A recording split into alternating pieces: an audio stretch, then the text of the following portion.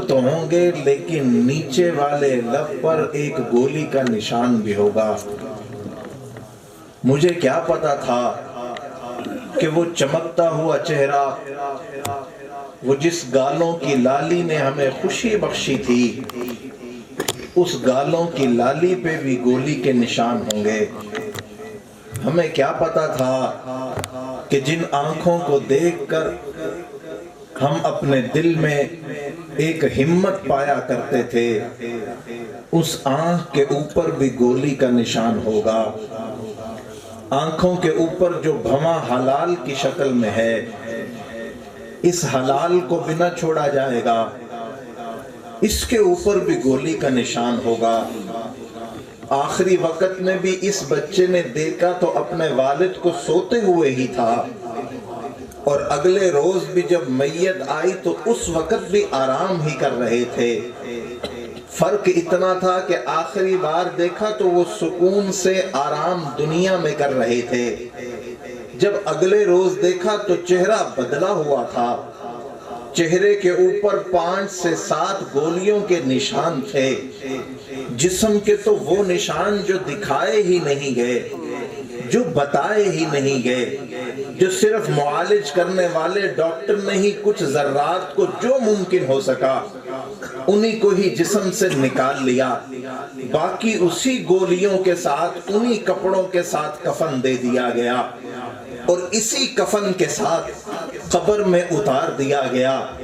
ہم نے اپنے والد کو لہو میں دیکھا تھا، ہم نے ان کے جسم کو چھلی دیکھا تھا، ہم اس وقت کو بھی دیکھ رہے تھے کہ جب ان کے جسم کے اوپر 105 زخم تو پہلے سے ہی موجود تھے، بعد میں بھی 42 گولیوں کا ہار پہن کر اپنے جسم پہ یہ زخم سہ کر وہ پھر اپنے کارزار کی طرف گزر گئے، وہ پھر اپنے میدان عمل کی طرف گزر گئے۔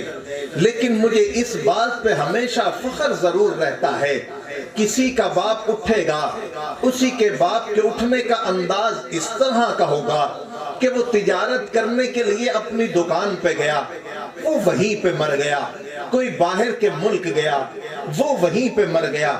میں اس بات پہ ناز کرتا ہوں کہ کل قیامت کے روز اگر میرا باپ اٹھے گا تو وہ اسی بات پہ اٹھے گا کہ میں گیا عائشہ کی عزت کے لیے تھا، میں گیا ابو بکر کی عزت کے لیے تھا، میرا گھر سے جانا حبشے کے کالے بلال کے عزت کے لیے تھا۔ کل قیامت میں وہ اٹھے گا، اس کے چہرے پہ ویسے ہی داغ ہوں گے، خون ویسے ہی ٹپک رہا ہوگا۔ وہ ہاتھ جنہوں نے قبر میں اتارا تھا، وہ کپڑے جن کے ساتھ ان کے جسم کو اتارا گیا، وہ ہاتھ بھی رنگین تھے، قبر میں اترنے والے ساتھیوں کے کپڑے بھی رنگین تھے۔ خون تو بہ رہا تھا لیکن جذبے کو بڑھا رہا تھا۔ آج بھی یہ جذبہ مجھے تقویت دیتا ہے، آج بھی ان کا تڑپ جانا مجھے تقویت دیتا ہے۔ آج بھی اپنی عمر میں 30 سال کی عمر میں یہی سوچتا ہوں کہ اعظم طارق نے اپنی 30 سال کی عمر میں کیا برداشت کیا تھا، 2 حملوں کو برداشت کیا، کیا برداشت کیا تھا کہ پرائی جگہ پہ اغوا کرنے کے بعد پٹ جانے کو برداشت کیا، حتیٰ کہ وہ لوگ اٹھا کے لے گئے کہ آج اس اعظم طارق کو ذبح کر دیتے ہیں، رب نے وہاں سے بچا لیا اور اسمبلیوں میں پہنچا دیا۔ سامعین ذی وقار، میں اپنے آپ سے سوال کرتا ہوں کہ جتنا کام مولانا اعظم طارق شہید رحمت اللہ علیہ نے 30 سال کی عمر میں کیا تھا، میں نے کتنا کیا ہے؟ اس وقت حالات بہتر نہ تھے، سواریاں اچھی نہ تھی، رستوں کی یہ حالت نہ تھی۔ اگر اس وقت میں اعظم طارق نے اپنے کام کو نہیں چھوڑا، اپنی ایک سائیکل پر کراچی میں محنت کرتا رہا، کچھ عرصے کے بعد ہمت کر کے ایک موٹر سائیکل پر وہ کراچی میں محنت کرتا رہا، اتنی محنت کی کہ حق نواز کو جھنگ سے کراچی بلا لیا۔ مولانا حق نواز جھنگوی شہید رحمت اللہ علیہ کراچی میں گئے، جانے کے بعد ایئرپورٹ سے اترے، گاڑی کی فرنٹ سیٹ پہ بیٹھے، سفر کر رہے ہیں۔ سفر کرتے ہوئے انہوں نے کہا کہ آپ کا ایک شخص ہے جو مجھ سے کاغذ کے ذریعے سے، خط کے ذریعے سے رابطے میں رہتا ہے، میں اس شخص کو دیکھنا چاہتا ہوں، مجھے اس کے گھر لے چلو۔ وہ کہاں رہتا ہے؟ اس کا گھر بڑا ہوگا۔ کہا کس کو دیکھنا چاہتے ہو؟ کہا اس کا نام اعظم طارق ہے۔ کہا حضرت وہ آپ کا خادم پچھلی سیٹ پہ بیٹھا ہوا ہے۔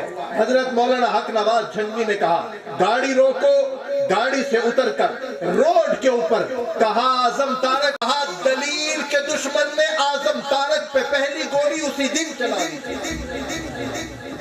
ہمارے گھر میں کراچی میں یہ شخص بیٹھک میں آیا، آنے کے بعد اس نے سوال کیا کہ آپ کیوں کہتے ہیں کافر؟ کہا میں تجھے بتاتا ہوں۔ دیوار کی طرف الماری میں کتابیں پڑی ہوئی تھی، کہا کتابیں اٹھانے لگے، اس نے پیچھے سے گولی چلا دی۔ اور جو بڑی عمر کے لوگ بیٹھے ہیں، بعض بچوں کو بھی پتا ہوگا کہ اس وقت میں پستول ہوا کرتا تھا جس کے اندر پھرکی ہوتی تھی، جس کو ریوالور کہتے ہیں۔ اس گولی کی صلاحیت یہ ہوا کرتی تھی کہ گولی جسم کے اندر جائے، جانے کے بعد تب پھٹے۔ آج کی گولی جسم کو چیر جاتی ہے۔ اس نے نشانہ کمر کی طرف سے میرے سینے اور دل کا لیا تھا، لیکن رب نے مجھے بتانا تھا گولی جسم میں تو نہیں، لیکن پھٹنے کی ہمت نہیں ہوئی۔ ڈاکٹروں نے علاج کیا، علاج کرنے کے بعد انہوں نے کہا اعظم طارق یہ تیرا نصیب ہے کہ اگر گولی 2 انچ آگے چلی جاتی تو دل کو چیر کے چلی جاتی، اگر گولی یہیں پہ پھٹ جاتی تب بھی تیرا دل بند ہو جاتا۔ یہ دل کس طرح سے بند ہو سکتا تھا جس دل میں ابو بکر ہو؟ سامعین عزیز، یہ پہلا حملہ گھر میں آ کر کیا، اور کس بات پہ کیا؟ جب دلیل دے رہے تھے۔ دوسرا حملہ جب بیت اللہ شریف میں قبضے کی کوشش کی گئی، 80 کی دہائی میں بیت اللہ شریف کی عزت کو پامال کیا گیا، پاکستان کی افواج یہاں سے گئی، وہاں کے باغیوں کو مار ڈالا، بیت اللہ پہ قبضہ کرنے والے لوگوں کو وہاں سے باہر نکال دیا۔ مولانا اعظم طارق شہید نے کراچی کے علاقے میں بیت اللہ کی عزت کے لیے، حرمین کی عزت کے لیے ریلی کا انعقاد کیا۔ اس کے لیے تحفظ حرمین کی ریلی کے وہ اشتہارات لگاتے رہے، اشتہار لگ رہے ہیں۔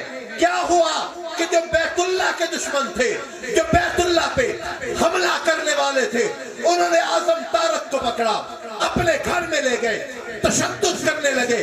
2 لوگ تھے، ایک کو اعظم طارق کہتے تھے، ایک کو قاری سعید کہتے تھے۔ دونوں پہ تشدد کرتے رہے، مار کھاتے رہے۔ کہا ہمارے جسم سے لہو نکل رہا تھا۔ پڑوسیوں نے پوچھا کون ہے، کس کو مار رہے ہو، کس کو پیٹ رہے ہو؟ کہا تمہارا اس سے کوئی سروکار نہیں۔ کہا اٹھاؤ، مارنے کی آواز جا رہی ہے، پیٹنے کی آواز جا رہی ہے، اس کو تہخانے میں لے جا کر آج اعظم طارق کا قصہ ہی ختم کر دیتے ہیں، اس کی گردن کو اتار دیتے ہیں۔ پڑوسیوں نے پولیس کو فون کر کے اعظم طارق کی جان کو بچایا تھا، گردن اتار دی جاتی، لیکن رب کو منظور تھا۔ دوسرے حملے سے بھی رب نے بچایا تھا، رب کی تقدیر میں لکھا تھا۔ جو آج تحفظ حرمین کی آواز اپنی گلیوں میں اٹھا رہا ہے، جو آج نبی کے حرم کی آواز اپنی گلیوں میں اٹھا رہا ہے، رب نے اس آواز کو اسمبلی میں بھی پہنچانا تھا۔ چنانچہ پولیس آ گئی۔ پولیس آنے کے بعد مولانا اعظم طارق شہید فرماتے ہیں کہ ہمیں تہ خانے میں لے گئے تھے اور چھری تیز کر لی تھی کہ ان کی گردن کو کاٹیں گے۔ کہا موقع پہ پولیس آ گئی، اور پولیس نے آنے کے بعد ہمیں وہاں سے نکالا۔ ستم اس بات کا ہے کہ مارا بھی مجھے گیا، جسم بھی میرا لہو لہان ہوا، مجھے ہسپتال بھی لے جایا گیا، اور میرے ہاتھ میں ہتھ کڑی بھی باندھ دی گئی۔ کہا میں ان کو دلیلیں دیتا رہا، میں ان کو سمجھاتا رہا۔ کہا یہ بدھ کا دن تھا کہ جب میرے اوپر یہ تشدد ہوا، اگلے روز جمعرات تھی، میں وہیں پہ ہسپتال میں لیٹا رہا۔ کہا آگے جمعے کا دن تھا، مجھے جمعہ پڑھانا تھا، مجھے لوگ دیکھ رہے تھے کہ اب اعظم طارق اپنے نظریے سے پیچھے ہٹ چکا ہوگا، اب اس کا جسم لہو لہان ہو گیا ہے۔ میں نے اپنی والدہ سے وہ بات سن رکھی ہے کہ جب وہ کپڑے ہمارے گھر میں آئے تھے جو اعظم طارق کے جسم سے اترے تھے، میری ماں کہتی ہے یہ میرا حوصلہ تھا کہ میں نے ان کپڑوں کو کیسے دھویا تھا کہ جو سارے کپڑے لہو لہان ہو چکے تھے۔ میں یہ دیکھ رہی تھی کہ میرے بچے چھوٹے ہیں، میں یہ دیکھ رہی تھی میں پردیس میں کراچی میں آئی ہوئی ہوں، لیکن مجھے ایک بات اعظم طارق سکھا گیا تھا، اگر عائشہ کے لیے میرا خون نہیں میری اولاد بھی لگ جائے گھبرانا نہیں ہے، ہماری میت پہ پھول برسانے ہیں۔ سامعین عزیز وقار، جمعہ ہوا، مولانا اعظم طارق شہید رحمت اللہ علیہ کہتے ہیں میں دھیمے قدموں سے اٹھا، اٹھنے کے بعد میں ہسپتال سے باہر آیا، ایک ساتھی کے سہارا لیتے ہوئے میں مسجد صدیق اکبر نارنگ چرنگی کراچی میں پہنچ گیا۔ میری بات وہی تھی، انداز وہی تھا، للکار وہی تھی۔ دشمن صحابہ سمجھ گیا کہ اعظم طارق کو پیٹ بھی لیا جائے لیکن خون سے جذبہ ایمانی نہیں ختم کیا جا سکتا ہے، یہ عائشہ کا بیٹا ہے، اس پر اور حملہ کیا جائے۔ سیشن کورٹ میں بم دھماکے کے ذریعے اعظم طارق کو ہٹانے کا طریقہ بنایا گیا، جسم پہ 105 زخم تھے، رب نے پھر حالات بدلے، اعظم طارق اسمبلی میں پہنچ کر صحابہ کی ترانے گا رہا تھا۔ مولانا اعظم طارق نے اپنی کتاب میں لکھا ہے کہ پھر مجھ پہ حملہ ہوا، میں سیشن کورٹ پہ تھا، میرا جسم زخمی ہو گیا، میری ٹانگوں سے گوشت اڑ گیا، لیکن مجھے یہ پتا تھا کہ 2 ہفتوں کے بعد مجھے اسمبلی میں جانا ہے اور حلف لینا ہے۔ کہتے رات کی تنہائی پہ میں اٹھا، یہ بات چل رہی تھی کہ مولانا اعظم طارق کی ٹانگ کاٹ دی جائے، کہا میں نے کہا کاٹو نہیں، مجھے رب پہ یقین ہے، رب مجھے ان ٹانگوں پہ کھڑا کرے گا۔ کہتے رات کے وقت ڈاکٹر چلے گئے، ساتھ والے سو گئے، میں اٹھا، اٹھنے کے بعد میں نے اپنے قدموں پہ کھڑا ہوا، جب میں 1 منٹ سے بھی کم اپنے قدموں پہ کھڑا ہو گیا میرے دل میں خوشی پیدا ہو گئی، ہاں اب میں چل سکتا ہوں۔ کہتے کچھ سیکنڈ کھڑا ہونا تھا، میرے دماغ کے اوپر خون نے زور دیا، سارا خون میری ٹانگوں کے نیچے چلا گیا، میں وہیں بے ہوش ہو گیا۔ ڈاکٹر اٹھانے لگے، وہ کہنے لگے یہ آپ کیا کر رہے ہیں؟ ساتھ والے کہنے لگے اپنے اوپر کیوں ظلم کر رہے ہیں؟ کہتے میرے دل میں خوشی تھی، اگر میرے رب نے میری ٹانگوں پہ مجھے کھڑا کیا ہے میں چلوں گا ضرور۔ کہتے 2 دن گزرے، میں رات کی تنہائی میں پھر کھڑا ہوا، ایک ساتھی کو اٹھایا، میں نے کہا ہمت کر، مجھے تھوڑا سا چلا۔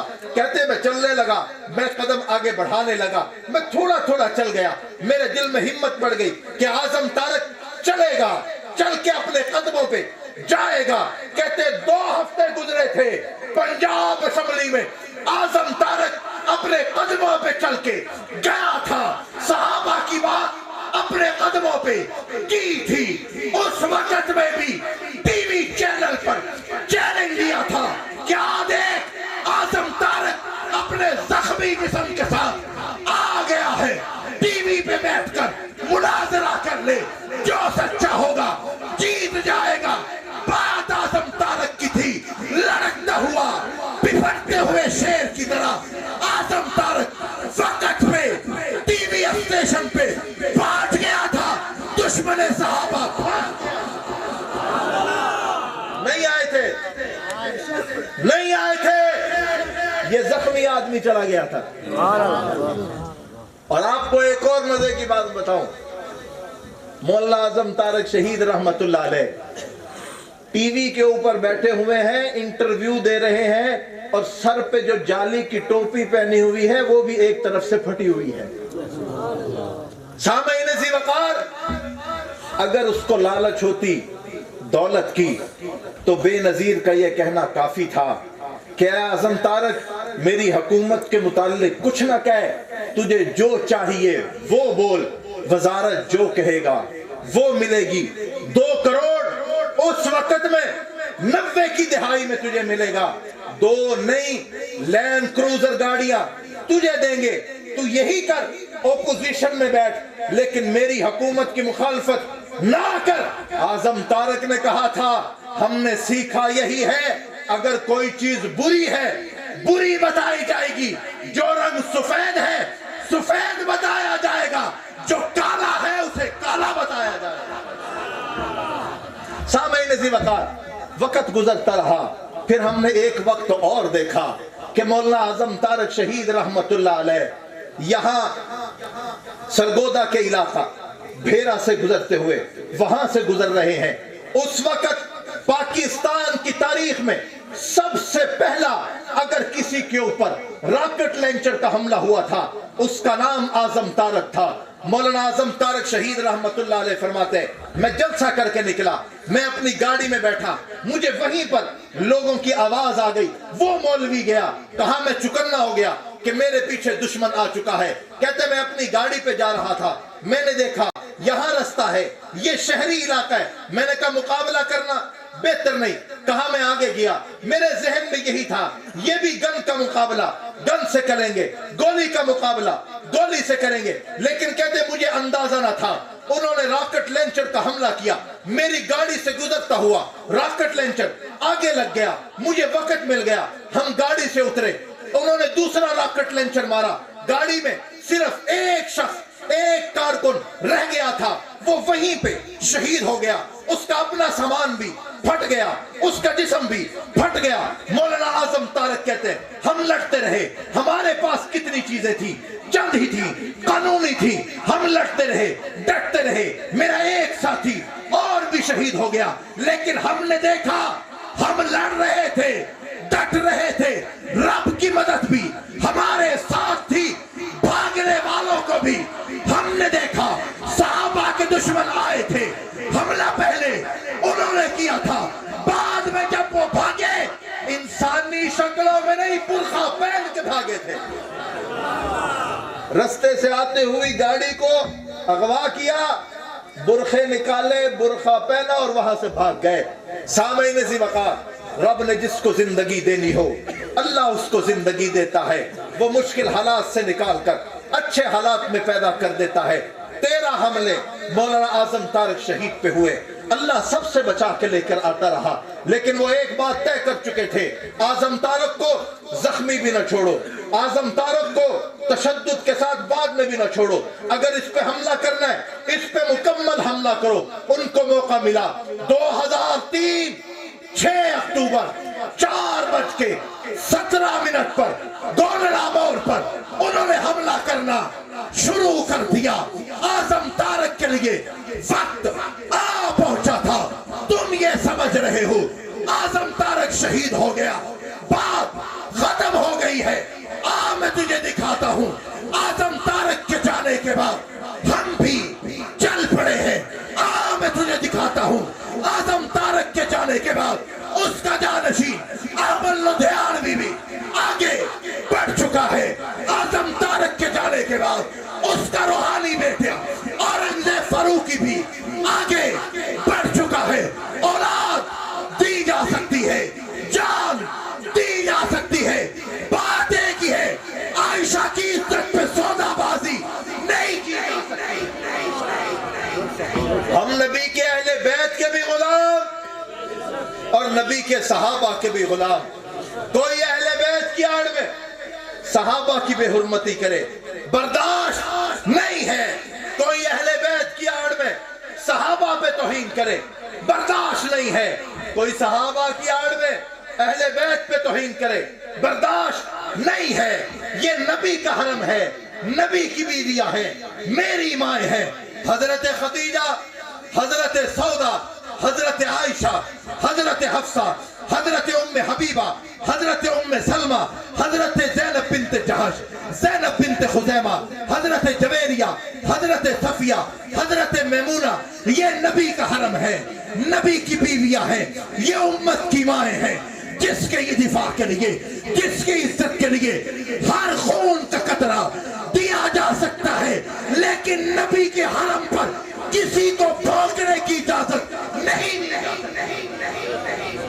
اور ہم ایک ہی بات کہہ رہے ہیں جو مولانا اعظم طارق نے اسمبلی میں پہنچ کر، مولانا حق نواز جھنگوی نے عقوبت خانوں میں پہنچ کر، مولانا ضیاء الرحمن فاروقی نے اپنی عمر میں پہنچ کر ایک ہی بات کہی کہ ہم صحابہ اور اہل بیت کا تحفظ قانون کے ذریعے چاہتے ہیں. کس کے ذریعے بھائی؟ آج بکھر کے بازار میں اگر آپ کی بیٹی سامان لینے جا رہی ہو، کوئی اس کا دوپٹہ کھینچے اور اس کا دوپٹہ پھٹ جائے، اس کے لیے آپ کے تھانے میں اس کے لیے 10 سال کی قید موجود ہے. آئے روز سی سی ڈی کی کارروائیاں کیا ہیں کہ ایک شخص بچی کو چھیڑ رہا ہے، اس کی ویڈیو آ گئی، سی سی ڈی متحرک ہوئی، اگلے روز اس کو پکڑ لیا گیا. آج کے دن میں کوئی مریم نواز کے اوپر تانا کس دے، اس کو پکڑ لیا جاتا ہے. آج کے دن کوئی زرداری کی بیٹی پہ اوپر تانا کس دے، اس کو پکڑ لیا جاتا ہے. یہ نہیں کہتا نہ پکڑو، عورت کی عزت ہے، ہونی چاہیے، ضرور ہو. دیکھ تو صحیح میں کس کی بات کر رہا ہوں، دیکھ تو صحیح میں کس عورت کی بات کر رہا ہوں، دیکھ تو صحیح میں اپنی بیٹی کی عزت بات نہیں کر رہا، اپنی اولاد کی عزت کی بات نہیں کر رہا.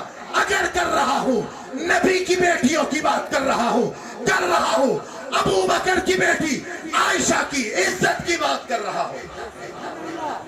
عزت کے لیے قانون بننا چاہیے کہ نہیں بننا چاہیے؟ انشاءاللہ اللہ وہ وقت لائے گا جب حضور کے اہل بیت اور حضور کے صحابہ کے تحفظ کے لیے قانون بنے گا اور ابو بکر کے دشمن کے لیے سزائے موت کا قانون بھی بن جائے گا انشاءاللہ. سامعین عزیز وقار، یہ پروگرام آپ نے طے کیا، مجھ سے 20 دن 25 دن پہلے وقت لے لیا گیا، پھر یہاں ساؤنڈ والوں سے وقت طے کر لیا گیا، ٹینٹ والوں سے کر لیا گیا. کسی کو نہیں پتا آج بارش ہو جائے، کوئی مسئلہ بن جائے، میں نہ پہنچ سکوں، لیکن تیاری 1 مہینہ پہلے سے شروع ہے کہ ہم ایک پروگرام کرنا چاہ رہے ہیں. اسی طرح سے قانون کی تیاری ایک وقت سے شروع ہے.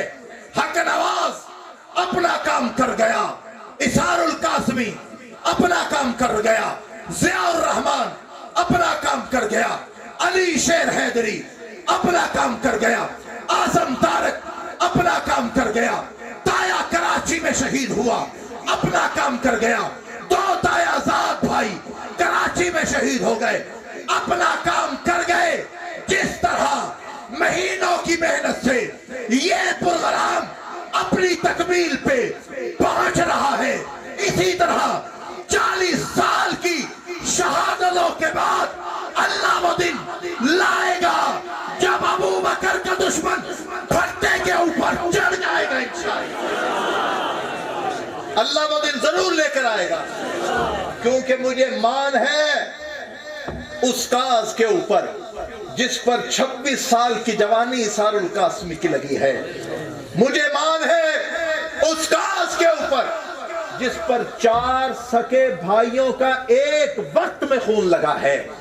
مجھے مان ہے اس کاز کے اوپر جس میں راول پنڈی کے عمر کا خون لگا ہے، جو اکلوتا بیٹا تھا، جو ماں کو رات کو 2 بجے میسج کر رہا ہے، اماں میں بائکیا چلاتا ہوں، میں روزی کماتا ہوں، میں گھر کے لیے آٹے کو پورا کرتا ہوں، میں آ رہا ہوں، پیٹرول ڈلوا رہا ہوں.